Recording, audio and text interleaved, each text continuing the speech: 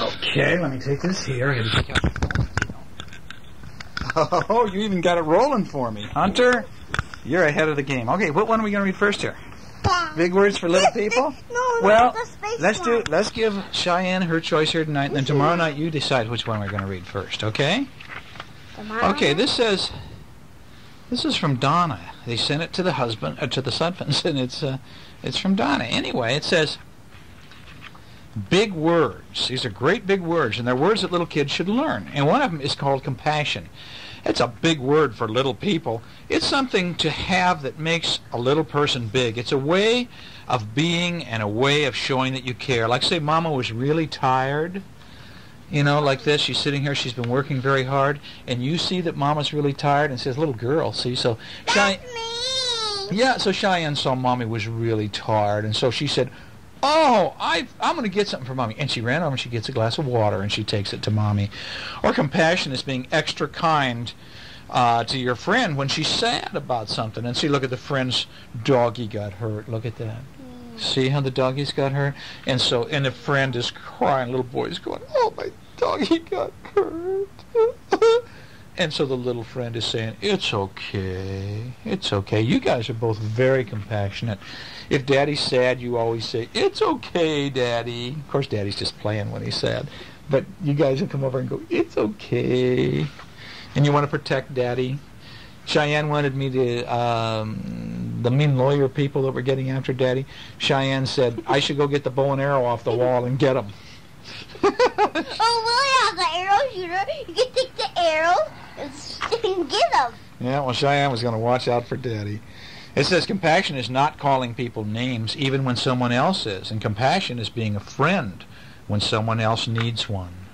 And compassion is a big word with a big meaning. It can be owned by everyone, even little people. Grown-ups say it comes from the heart. Politeness can be shown. Now, this is the next word. It's politeness. Now, see here, the little girl she doesn't want to hurt the butterfly, so she lets it go. See, that's compassion. That's a nice thing. At our school, we had butterflies because, first, we put them in a little jar, so they're caterpillars. Then they turned into chrysalis. Then we put them in the butterfly garden, and then they were great butterflies. Isn't that neat? And then they let them go, and we sing the bye-bye song. Oh, and you sang a bye-bye song to them? Yeah, all of them. Oh, that's neat, my man. Well, all of us did. That's neat. You sang a bye-bye song. Did you watch them fly away? Yes. Oh, did you hear that, Cheyenne? They let them go? Okay, now here's politeness. This means being polite. It can be shown every day in many ways. When someone gives you a present, then what you say is you say, thank you. Thank you. And when you want your father to help you, you can show politeness by saying, please. Politeness is saying, you're welcome to a friend after she thanks you for something. See, like here, the little boy has 2 cupcakes, and he gives one to the little girl. And here, of course, the little boy wants Daddy to help him put on the shoe and say, please, Daddy, help me put on my shoe. Politeness is also saying, excuse me. If you bumped into somebody or something, you say, excuse me, or I'm sorry. I don't mean to do that to you. And you can show politeness if you were on a bus. You could tell the grandma that she could sit down in your seat because you're young, and you could stand up and let the grandma sit down. Now there's kindness. That's another thing. Kindness can be shown in things we do. There's the cover page. Yeah, that is. That's the cover page, isn't it? Look at you. You know everything, Hunter Shane. Ooh, too far back. It says kindness can be shown in things that we say or do not say. It can be shown in things that we do or do not do every day. See, this is kindness. And kindness is helping... Kindness is helping Father put the nest back in the tree if it has fallen to the ground. Look at this.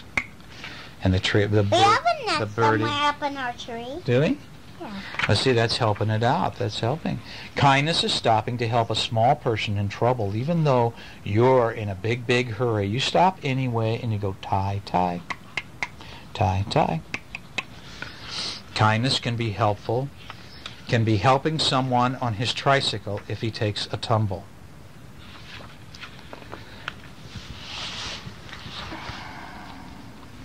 Dad, you know what I did today? I put my shoe with stitches, and then I tried to do this.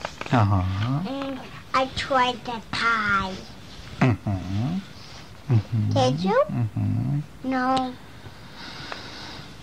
Kindness. Well, so you tried to tie it by yourself? Yeah. And how did you do? Did you do it okay? Mm-mm. It's hard, honey. It's real hard to do, but we'll teach you. And it takes time, and you'll get it. It won't be. You'll do it all right. It says kindness can be wiping off the tears of someone who has hurt himself and taking him home to his mother if it's a big hurt. And kindness is visiting a lonely grandmother or grandfather who lives next door. If there was somebody like a grandpa that lived next door and he's all alone, you might go over there and say, "Here's my truck. Would you like to see this?" Kindness is not staring at someone who's different, but giving her a smile. Like this little girl has got a bad leg, and so she has to have crutches. And so this little girl doesn't stare at her. She just smiles at her and says, "Hi, how you doing?" And patience. Now that's another thing. Patience is a very quiet thing. Something that can grow every day in little ways. And the boy's trying to put on his sock, and he's having a very hard time. Patience is waiting for a baby kitty to grow big enough for you to take it home. Look at this. Is that cute? That is so cute. Patience is turning an end of the skipping rope instead of being the one to jump. Look at that, see? Because if you get to jump, then you also have to do the other part of the jump. And patience is waiting quietly to tell Mother something until she's finished talking to Father. Our friend. I guess, yeah, you don't interrupt Mommy or Daddy. And patience is trying again and again when learning something new until something hard becomes easy to do. And look at that. She's got to try and try and try to tie her shoe. She has a mad face. She's got a mad face because it's hard to learn. And she's going, "I want to do it." And she's having a hard time doing it. If you try to show compassion, politeness, kindness, and patience, you are being the kind of you God wants you to be. And see, they are all happy. Huh? That's nice. I like that story. Now, this story is a hunter story. It's called Starcom, Doom in Space. And you open up the book, and here's a spaceship, very much like the one that Luke Skywalker drives, isn't it? Only it's got twin cockpits there. Okay, it says, "Come on, Slim. Slam the rust bucket into hyperdrive," said Colonel Paul. "Let's get this rescue mission off to a flying start." "Negative, Crowbar," said his friend, Colonel John. There's the monster. There's some monsters in here. Are there really? I don't know what's in there. So they're going on. That's a weird planet. That's a weird planet. Well, they flew around it weird like that. They just flew around it to take off. And they're saying, "What's the scuttlebutt, Crowbar?" asked Captain Vic Dakota. "We're going to be landing on Pluto to pick up those egghead rock pickers." Pluto It's a planet named Pluto, yeah. No, not Pluto from Mickey, no. That's a silly name. "Relax, Dakota, and finish your tasty space meal," said Crowbar. "We've got lots of time." "I was afraid you'd say that," said Dakota. "Eating the food will be the most dangerous part of this mission." "Yeah," said the Staff Sergeant, Camp O'Ryan. He says, "I'll bet it's a milk run." And so here they go. And meteors are flying. Remember, just like in the Star Wars movie. And they're flying and crashing around the rocket ships. I have a lunchbox over there in my closet of this. Do you? Oh, okay. I'm not familiar with Starcom, buddy, but it must have been a TV show or something. Anyway, they make it through the meteor field, but now the spaceship's radar was not broken. It had been jammed by the evil Emperor Dark. "The radar jammers on my shadow screen did their work well," said Emperor Dark, laughing in his control room. And now, meanwhile, Slim is fighting the ship because it's out of control and it's moving down toward the planet.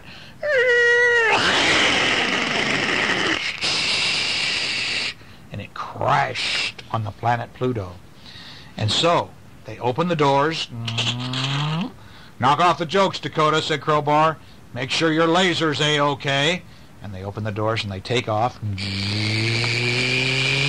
with these big tank-like things. Is this Luke Skywalker? No, it isn't Luke Skywalker. These are other space guys. So now this guy says, okay, I'm going out and check things out. But way back here out in the space is the evil Emperor Dark. He's making plans.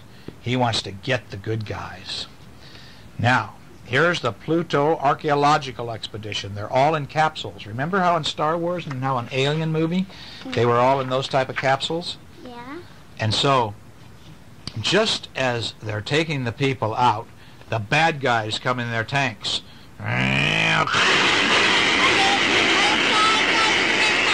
The good guys. Well, see, the purple ones are the bad guys, and the green ones are the good guys. And so they start blasting. They start shooting their ray guns. And now, even out in space, just like in Star Wars, the bad ships are starting to explode after the good ships. Heads up, Jeff! Shouted Dash as he rocketed toward Lieutenant Carrier in his Skyhawk, in his Starhawk.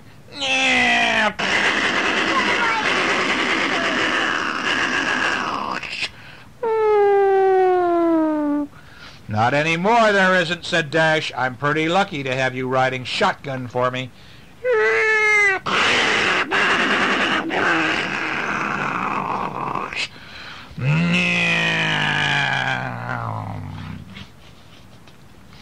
So, anyway, here are more good guys coming. They're veering off, but the bad guys caught the good guys.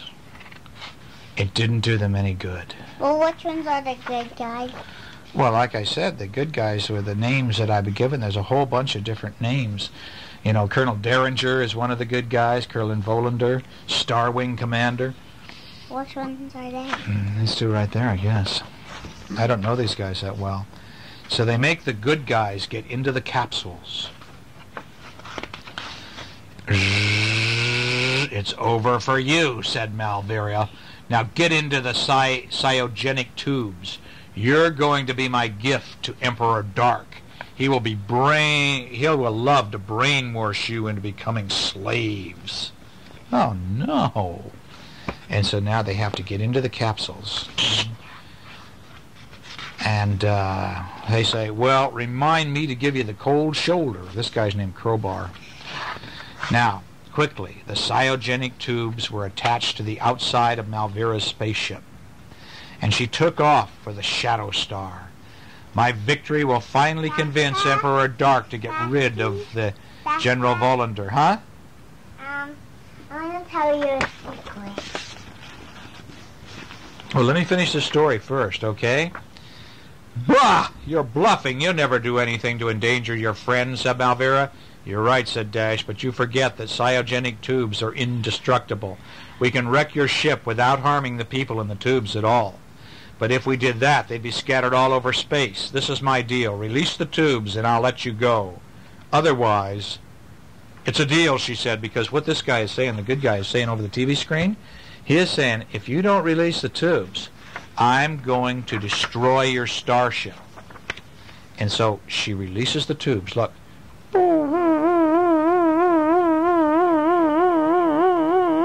And they all come loose. She lets them out of the ship. And so now, curses, she said. Starcom won again. Even worse, I'll still have to put up with General Vondar and Emperor Tarvek. All right, troops, break out your Magnalocks and get ready to pick up some passengers, said Dash. Handle them carefully. We've got a long way to go before we can open those tubes at Ring Station. And so, once they were at Ring Station, Rick, Crowbar, and the Astro Marines were all awakened from their cryogenic sleep. Leave it to you guys to snooze through the most exciting part of the mission, said Dash. Your rescue. I was just going by the book, said Dash. What do you mean? Asked Admiral Berkeley. Section 2, paragraph 2, subparagraph 1 states, in the face of overwhelming odds, always remain cool, and there's no way to stay cooler than in a cryogenic tube. It is fun. I don't know about that book. Here we go. What are we reading now? Are we almost out of time? No, we're only halfway through our time. We could do a lot on this thing. Like one more. This would be fun. This is called The Big Hungry bear. Oh. It was a big hungry mouse. Hello, little mouse. Well, what are you doing? Now we have a picture here of a little mouse coming out the door, and he's carrying a ladder behind him. And he's looking right at us. He's looking at you, Cheyenne. No, he's looking at you, Hunter. And he says, what are you doing? And, oh, I see. Are you going to pick that red, ripe strawberry?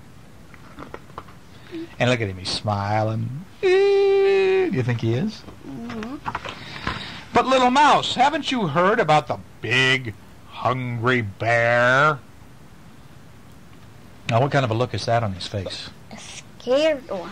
He goes, oh. He's scared. He's scared. You haven't heard about the big, hungry bear. Oh, how that bear loves to eat red, ripe strawberries. He's gonna try to bury this strawberry. And look at him. He's going, oh no, a big hungry bear is going to come and want to eat my strawberry. A big hungry bear can smell a red ripe strawberry a mile away. And he fell off. Look at this. He fell off and he's shaking, isn't he? Help me. Especially one that has just been picked. Uh-oh, he picked it, didn't he? It's not hanging up there anymore. That's where it fell off of, see? How do you know? Well, I know. I can tell. That's how it picked it off. See, right there. Red is on it? No, that's just, you can see it was all green there, but there's a spot. That was a hanger. And it held on to the strawberry. There's a little red on it. A little. That's how you... And so now he's going, uh-oh, because we're telling him bears like to eat a strawberry that has just been picked. Oh, boom, boom, boom. The bear will tromp through the forest on his big, hungry feet and sniff. He's going to find that strawberry. And the little mouse is going, oh no. He says, no matter where it's hidden. And so he takes a spoon, and as fast as he could, he tries to put some dirt over the top of it to hide it. He'll find it no matter where it's hidden. And look at, what's he doing, the mouse? He can hide it inside his house. What is the mouse doing? Trying to bury it. Trying to bury it? Yeah. See, he buried it. Or no matter who is guarding it. Well, look, he's got to put some decks out. Or how it's disguised. If he could have a beard and they could wind it up and they would go... What are you going to do now with it? What did he do? I want you to tell me. They put a beard on it. They put a beard on it, so he thinks, well, the bear won't know it's a strawberry. Yes, Do you think, would that fool you? Would you think that's not a strawberry, Shay? Yeah.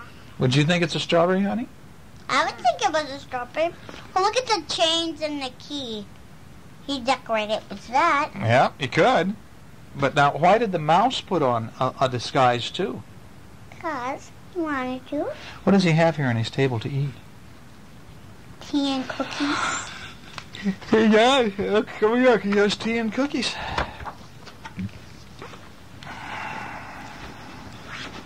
There's all the sun packs.